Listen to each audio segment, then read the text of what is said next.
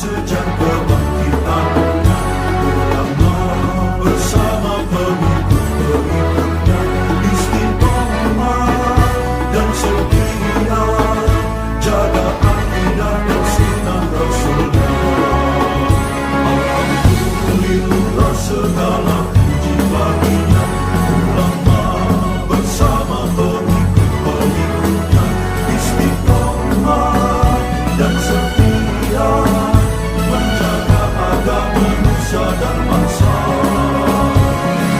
Mari kuatkan niat kita, kita bulatkan tekad kita, terus lanjutkan amal kita, mengembangkan hikmah kita. Assalamualaikum warahmatullahi wabarakatuh.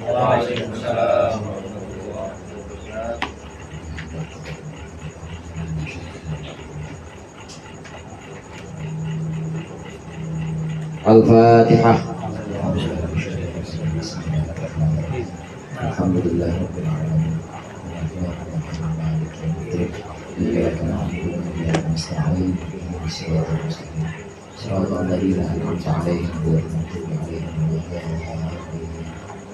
Amin. Alhamdulillah, alhamdulillahil awwalil akhir, al-batinil zahir, wassalatu wassalamu ala sayyidina Muhammadinit tahiril fakhir wa ala alihi wa ashabihi dhawil ula wal mafakhir, amma ba'du.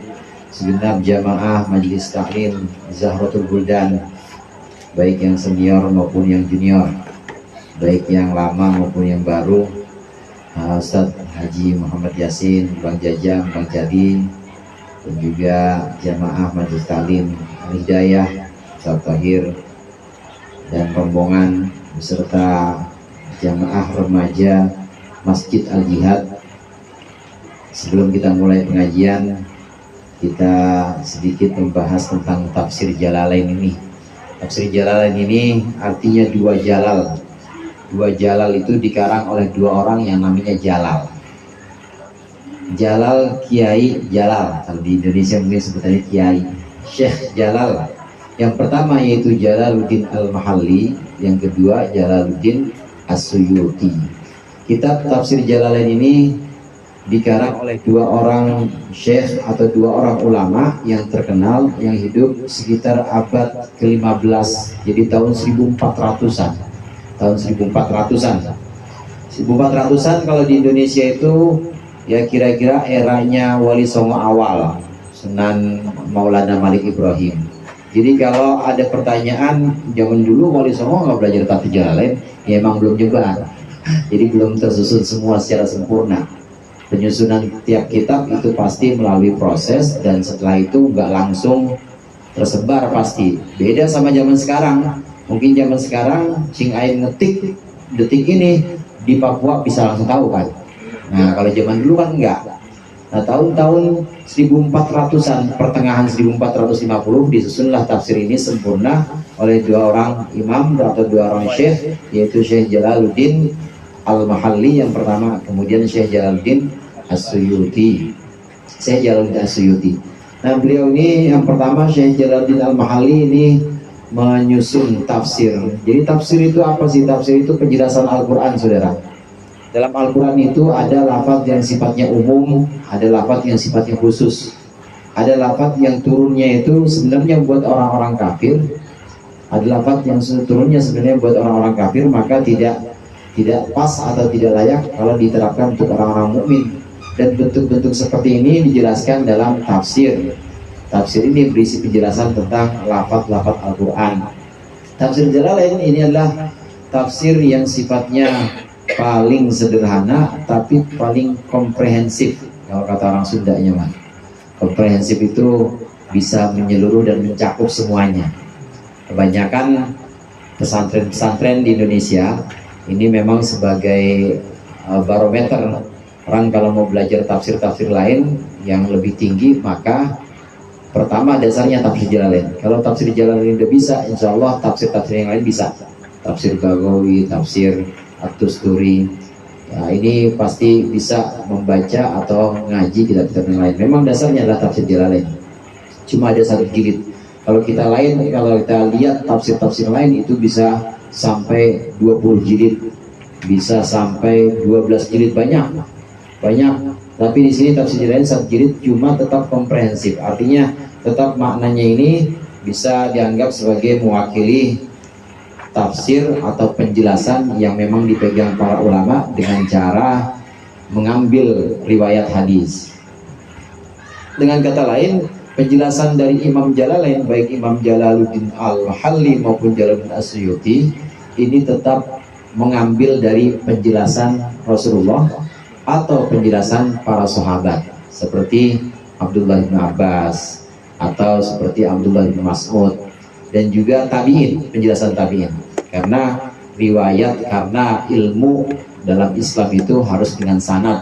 Artinya dengan sanad, seorang ulama ketika dia menyusun satu kitab, ini pasti dengan rangkaian sanad. Rangkaian sanad inilah yang kemudian diterima dari gurunya dari gurunya, dan seterusnya. Jadi bukan ngarang, tetapi yang namanya agama itu adalah dengan sanad. Kalau tanpa sanad maka batal, harus sambung nyambung. Pembahasan tafsir Jalalain ini tafsir yang sederhana namun komprehensif, yang sempat terhenti pada beberapa bulan yang lalu ya. Iya, 24 bulan soalnya.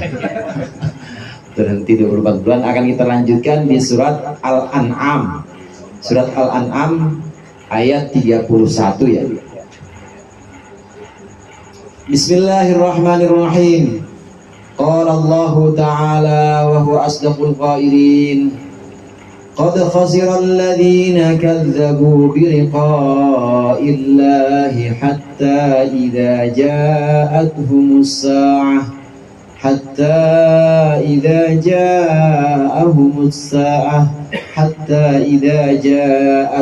الساعة بغتة قالوا يا حسرتنا على ما فرطنا فيها وهم يحملون أوزارهم على ظهورهم ألا ساء ما يزرون. قد خسر الذين كذبوا, sungguh benar-benar menyesal, alladzina kadzabu, orang-orang yang mendustakan, biliqa'illahi, pertemuan atau perjumpaan dengan Allah, bil ba'thi, dengan kebangkitan. Hatta, sehingga, nah hatta ini goyatun litakdzib, adalah satu puncak litakdzib, untuk pendustaan, Hatta idza ja'atuhum, sehingga ketika datang kepada mereka as-sa'atu, kiamat, ayil kiamatu maksudnya kiamat, baghtatan tiba-tiba, faj'atan maksudnya ujug-ujug. Qalu, maka mereka berkata, ya hasrotana, aduh celakanya kami, aduh sedihnya kami. Hasrotana ini, lafaz hasrotana ini adalah syiddatut ta'allumi, sangat menyesalnya atau sangat sedihnya. Wanidauhu majazun, adapun panggilan dengan huruf ya tadi majazun adalah sesuatu yang sifatnya majazi, jadi bukan sesuatu yang sifatnya hakiki. Ai hada awanuka fahduri, ini adalah waktumu, fahduri maka hadirlah engkau. Ya hasratana, betapa wahai penyesalanku, wahai kesedihanku, datanglah ala ma farratna, karena sesuatu farratna yang kami sembrono, qasorna maksudnya yang kami telah sembrono, fiha di dalamnya, maksudnya fid dunya, di dalam dunia. Wahum, dan mereka orang-orang alladzina kadzabu, orang-orang yang mendustakan pertemuan Allah, yahmiluna auzarahum, memikul auzarahum, dosa-dosa mereka, ala zuhurihim, di atas pundak-pundak mereka, bianta'tiyahum, dengan cara mendatangi mereka dosa-dosa tersebut, indal ba'thi, ketika dibangkitkan, fi aqbahi syai'in suratan, dalam seburuk-buruknya sesuatu bentuknya, wa atnatihi, dan dalam sebau-baunya sesuatu, apanya, rihan, aromanya, fatarkabuhum, maka kemudian dosa-dosa itu menunggangi mereka. Ala sa'ama yazirun, ala waduh sa'ah buruk sekali ma yazirun, sesuatu yaziruna yang mereka panggul, yang mereka pikul. Yahmiluna maksudnya yang mereka pikul, yang mereka panggung, yang mereka panggul. Hamluhum dalika yaitu pemikulan mereka atau manggulnya mereka dalika akan dosa-dosa tersebut. Gambaran dalam ayat 31 surat Al-An'am ini adalah gambaran untuk orang-orang yang mendustakan pertemuan dengan Allah. Islam itu mengajarkan bahwa nanti setelah kita meninggal, ini kita akan bertemu dengan Allah. Dan masing-masing pertemuan dengan Allah. Ada orang yang bertemu dengan Allah dan Allah dalam keadaan ridho. Mudah-mudahan kita termasuk seperti ini. Jadi Allah ridho, artinya ridho, ya udah. Kamu hidup udah 60 tahun, kamu udah sebisa-bisanya, semampu-mampunya ngaji, walaupun libur mulu. Kata Allah, dari ridho gak apa-apa. Ada juga orang yang, naudzubillah, bertemu dengan Allah, Allah tidak ridho. Artinya, Allah melihat aja ogah. Allah nggak mau melihat, nggak mau mandang, karena tahu perbuatan di dunia. Maha suci Allah dan maha tahu Allah tentang segala perbuatan yang diperbuat, yang dilakukan oleh seorang hamba. Allah tidak mau melihat, tidak mau memandang wajahnya. Allah tidak ridho, naudzubillah. Nah, di antara sesuatu atau di antara amalan-amalan yang bisa kita pegang dan bisa kita amalkan supaya kita bertemu dengan Allah nanti saat ajal, kemudian Allah ridho dengan hadirnya kita di alam sana. Artinya kita sudah tidak di dunia, kita ada di alam akhirat. Ini amalan yang paling mudah, yaitu sholawat. Orang yang memperbanyak sholawat, kata Rasulullah, man aktsara alayya sholatan, barang siapa yang memperbanyak baca sholawat kepadaku, maka dia akan keluar dari dunia dan bertemu Allah, Allah dalam keadaan ridho. Banyakin sholawat saudara. Sallallahu alaihi Muhammad, sallallahu alaihi Muhammad, sallallahu alaihi Muhammad. Sehari 100 dah. Sehari 100 mah dikit ya. Dikit, kalau bisa sehari 1000. Sehari 1000 juga kalau dicicil kan gampang. Habis sholat 200. Sallallahu alaihi Muhammad. 200 kali 5 berapa? 1000 udah hasil itu. Sallallahu alaihi Muhammad. Itu sholawat amalan yang diantara keutamaannya itu bisa nanti bisa kita keluar dari dunia ini, kita meninggal, maksudnya Allah dalam keadaan ridho.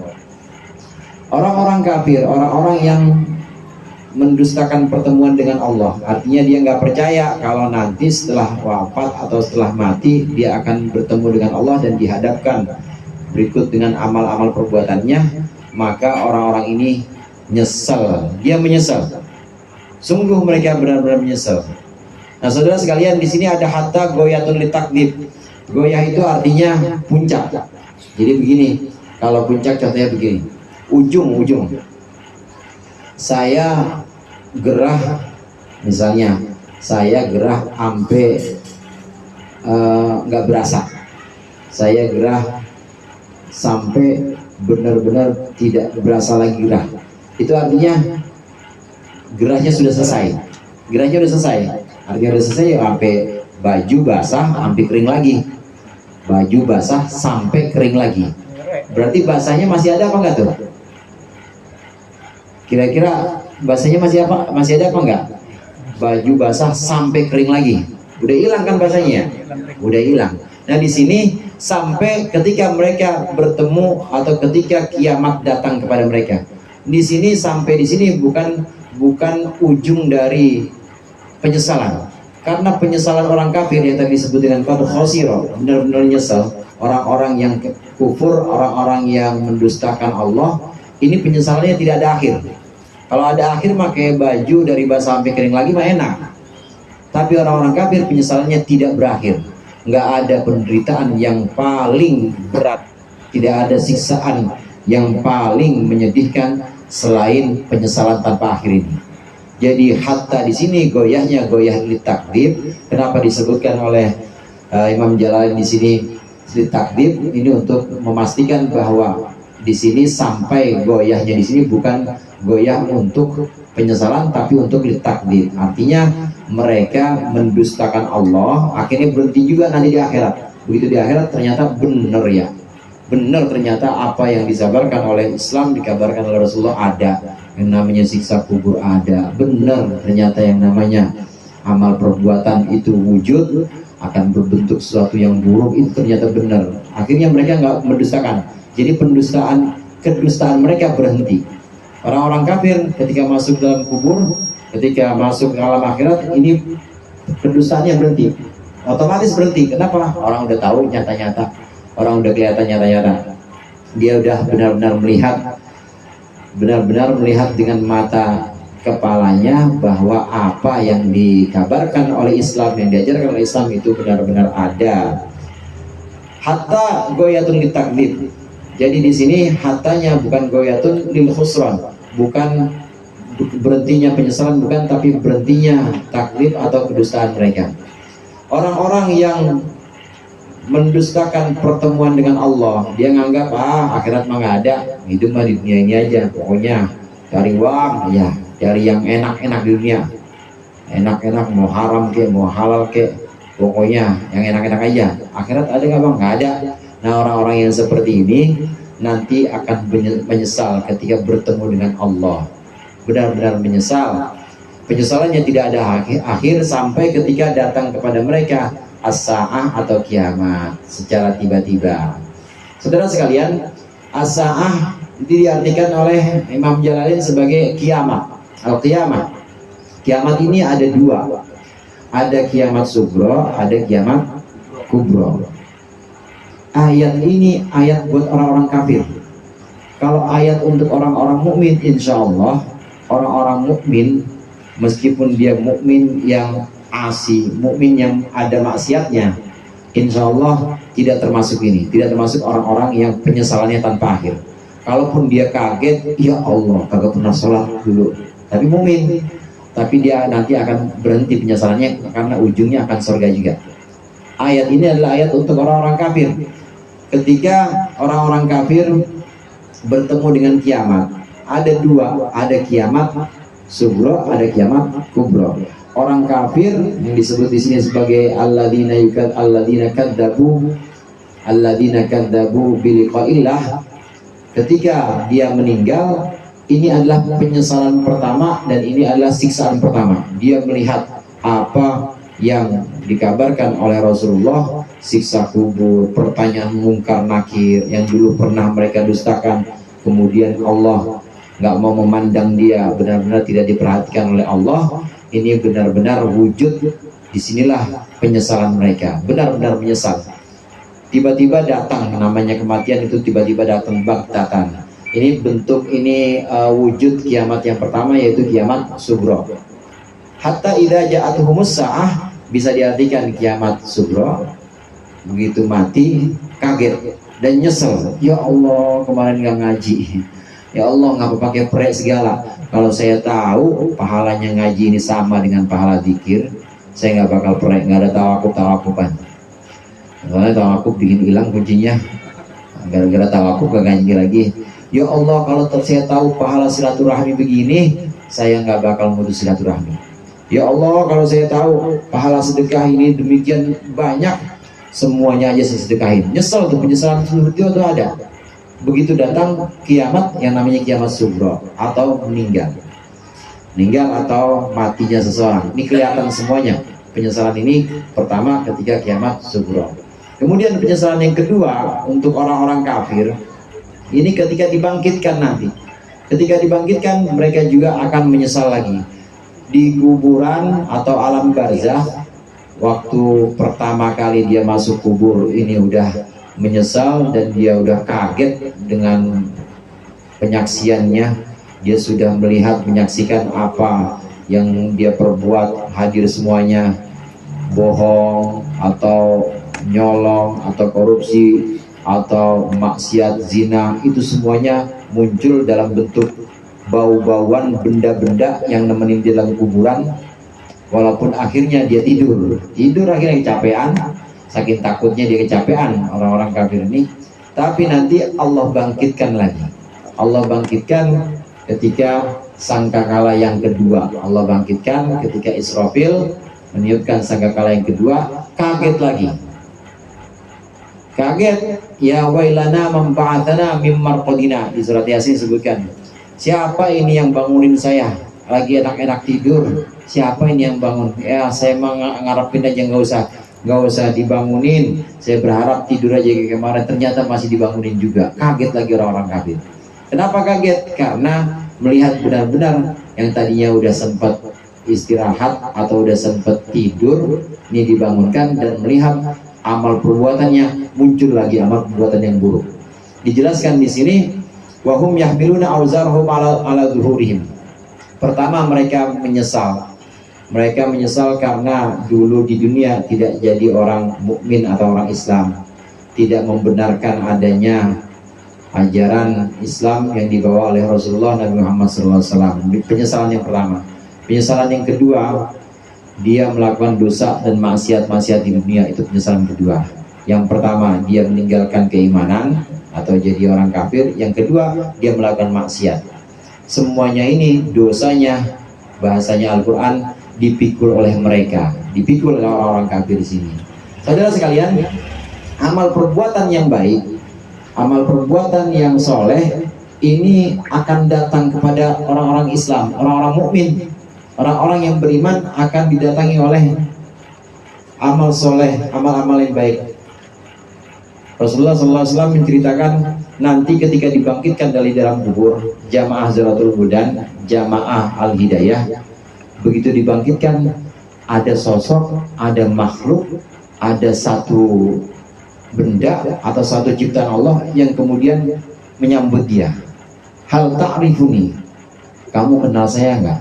Nggak kenal saya siapa, kata Mas Darjo. Saya nggak kenal kamu siapa. Saya sholatmu, kata benda itu. Saya sholatmu. Dulu kemana-mana engkau selalu ngajak aku. Dulu kemana-mana engkau selalu tidak pernah meninggalkanku.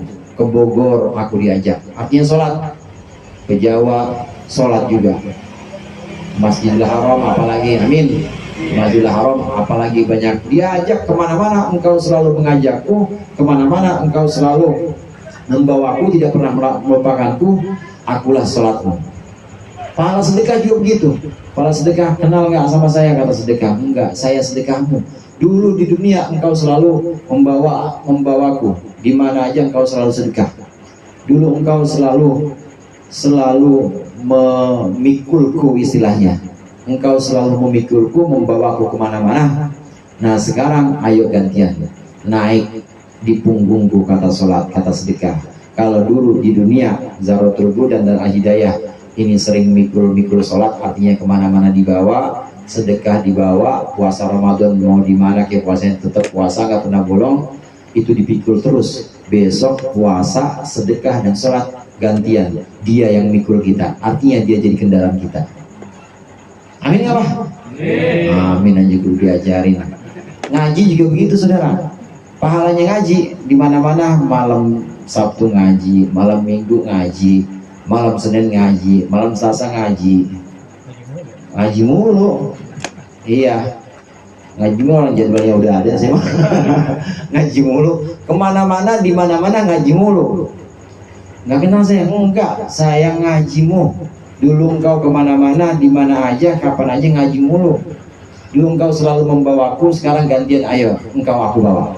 Naik ke punggungku, kata pahalanya ngaji. Semua amal-amal kebaikan seperti itu. Demikian juga amal keburukan untuk orang-orang kafir. Orang-orang kafir yang mendustakan pertemuan akhirat atau hari kiamat, yang mendustakan kebangkitan, nggak percaya kalau nanti dibangkitkan dan ada perbuatan yang bakal dibalas. Ini mereka bangkit, kaget dan nyesel. Yang kedua itu ketika dibangunkan dari kubur, mereka melihat ini amal perbuatan ini datang. Sampean kenal saya nggak? Nggak kenal. Siapa sampean, kok baunya begini? Kok jelek banget rupanya? Saya zina yang dulu kemana-mana selalu engkau bawa. Sampean kenal saya nggak? Enggak, jelek, buruk banget. Siapa sampean? Saya korupsi yang dulu kemana-mana selalu engkau bawa. Engkau ada proyek di Puncak ya korupsi, ada proyek di Jakarta korupsi, kemana-mana korupsi. Semua maksiat ini semua datang dan hadir kepada orang-orang kafir. mewujud dengan wujud disebutkan oleh Imam Jalalain di sini fi aqbahi syai'in suratan wa atnatihi rihan, bentuknya bentuk yang buruk, baunya bau yang busuk yang enggak enak. Dan ini udah ada sebagian di alam kubur, alam barzakh hari ini.